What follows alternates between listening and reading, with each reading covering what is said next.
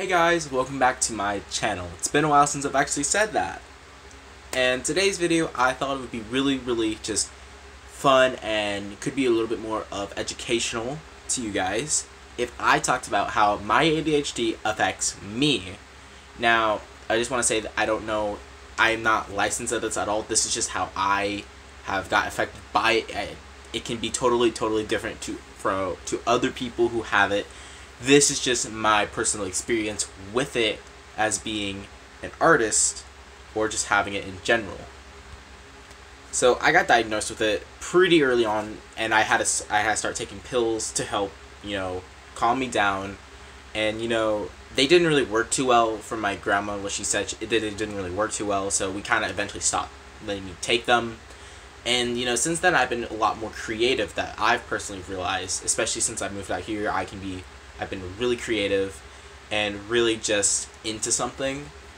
Now, the problem for me is since I don't take them, I definitely, with ADHD, it's a attention deficit where I struggle to pay attention for a long period of time or sit still for a long period of time.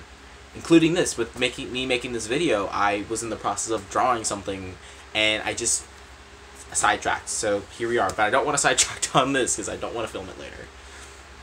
So the point that I've really kind of concluded is it's not a bad thing if you take the pills for it. For me, though, I just didn't like them. I don't really plan on taking them again. I can take them again if I want to, calm down a little bit better, be more focused.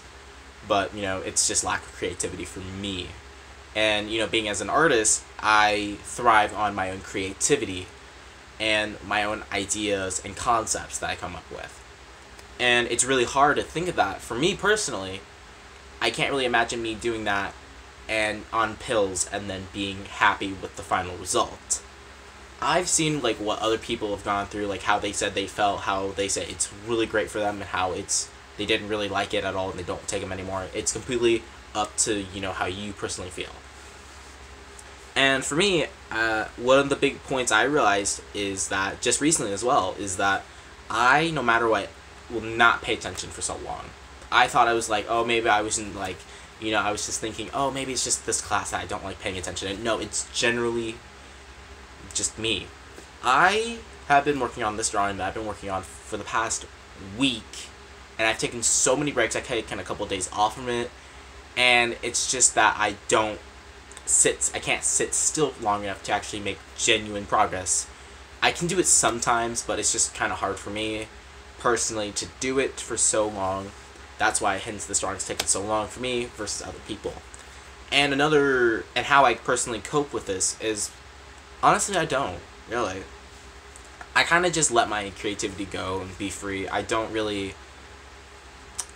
know what to do if I really honestly want to change this part of me, but it's people have different opinions on me, and this is just how I am and how I like to stay. And a point that I really wanted to make for this video specifically was how it affects me making my art. For the ADHD portion of it, I just really can't sit still long enough to do something. So when I was in classes, I would get super sidetracked, paying attention. Even in my favorite classes, such as art, I'd get sidetracked so much, couldn't sit still. I would do so many other things. And then when we actually did the assignments, I would sometimes become behind, and, I would not be where other people were, especially in all my other classes, not just art. So how I personally deal with my art, I've actually had to adapt to it and come up with, well, this is how I personally do it, but that can be another video how I detailed go into my process of making art. But personally, I just think that having ADHD isn't a bad thing, but if you don't really know, you could always think, well, this person's super weird or something like that, when in actuality, they just can't control that about them. And I think that's kind of cool, though. Everyone is different and unique in their own ways, and I find that so cool that everyone is so unique in their own way, and how everyone acts, not because how they are, some people act how they want to act, some people act because of what they have, or some people just can't control what they do.